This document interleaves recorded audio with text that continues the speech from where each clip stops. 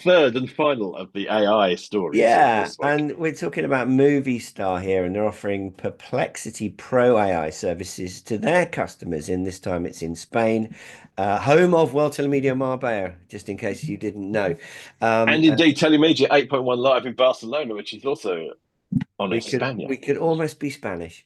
We could. So See, again, I mean, this story needs a little bit of clarification. So it starting today. All of Spain's Movistar customers will be able to enjoy 12 months, and note the word enjoy.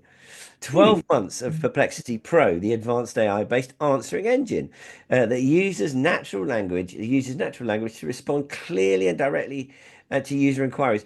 So I was interested to see it was almost like, well, we're giving you something, but actually they're just employing an AI, Mm. chatbot customer services thing, which in many cases people would see as being rather annoying because they would prefer to speak to a human being, which is the Well, not quite. overriding Not issue with all of this. But yeah. but you can only have it for 12 months. Well, for free. I mean, the thing is, what's Why interesting would you about this? pay for it? Well, Perplexity Pro, Perplexity is quite useful. What to backtrack a bit? What's happening we've talked about the Telefonica offering sort of the use of AI in a corporate way. We've talked about the higher offering consumers a sort of fraud management tool that uses AI. This is about Movistar.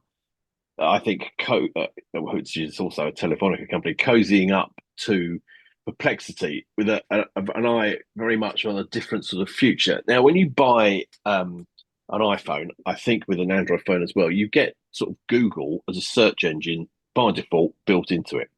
Increasingly, real people, consumers, are using things like Perplexity in particular as their way of searching for things on the internet.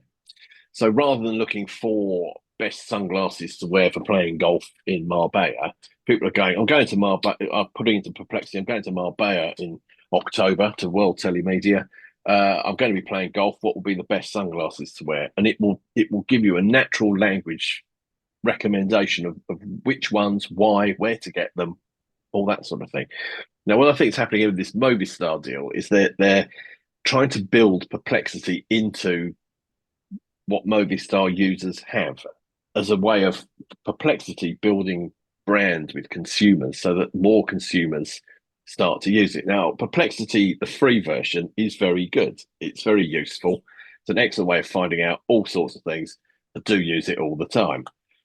Perplexity Pro is even better, but it's quite expensive.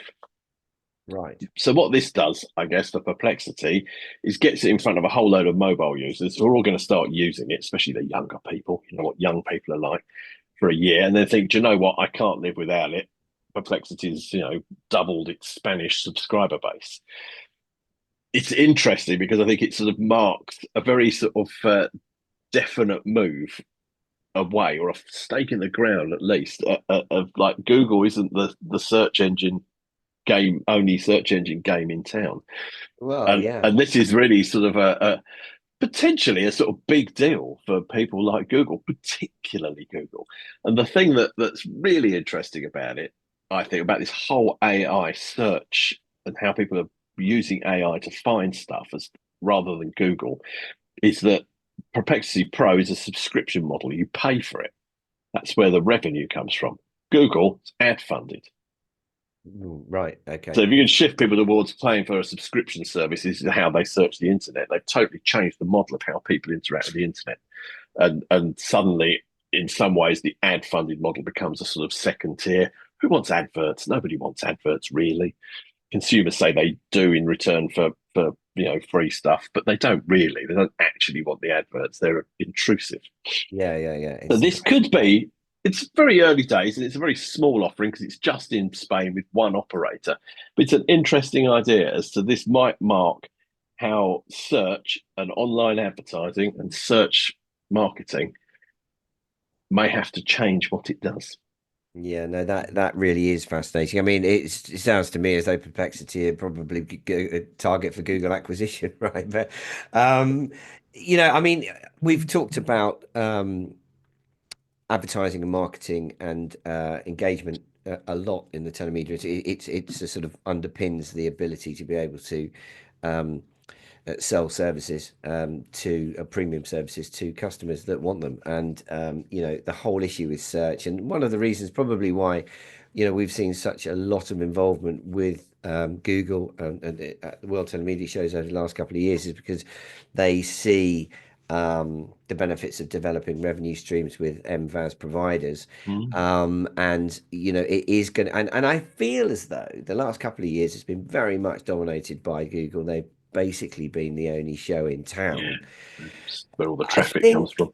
yeah, but I think that, and I think it's probably fair to say that, it was hard this 2 years ago. It's very hard to see very much beyond Google and Facebook as being sort of, Mm. all dominant forces. It's really interesting to see um, case studies like this developing where potentially, again, going back to the media landscape, it really could change quite significantly. And I think in the world of search, it's going to have a massive impact again on advertisers and marketeers within the telemedia Yeah. industry. Because this target is moving and it's moving really, really fast. Mm. And it's getting really, really, well, I mean, from my point of view, quite complicated. I mean, from their point of view, they would obviously see it as being, simplifying the process. But I mean, it does make a lot of sense to have a subscription model search engine that really, if you're paying, it will give you the information that you want rather than the information that the advertisers want. And that Mm. does make a lot of sense.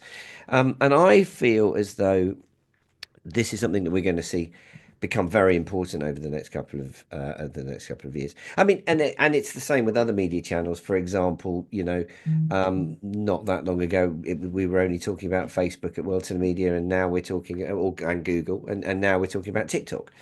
Mm. And there's going to be some interesting Yeah. contributions with regards to TikTok in Dubai, in fact, as being a very important route to market. So, I'm going to put that under watch this space.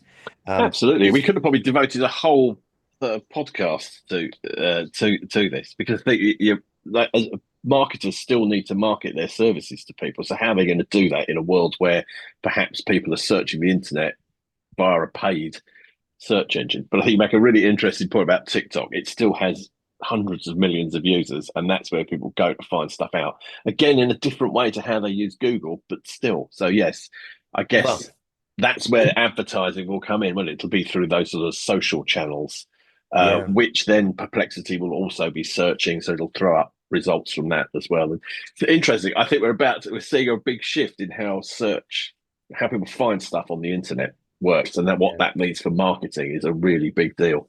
Yeah, no, I agree. And I cast my mind back to a story that we covered um, probably about middle of last year, which was talking about voice search and how that was going Yeah, to be, big yeah, a resurgence perhaps in the importance of voice technology. And I think this is probably coming to fruition now.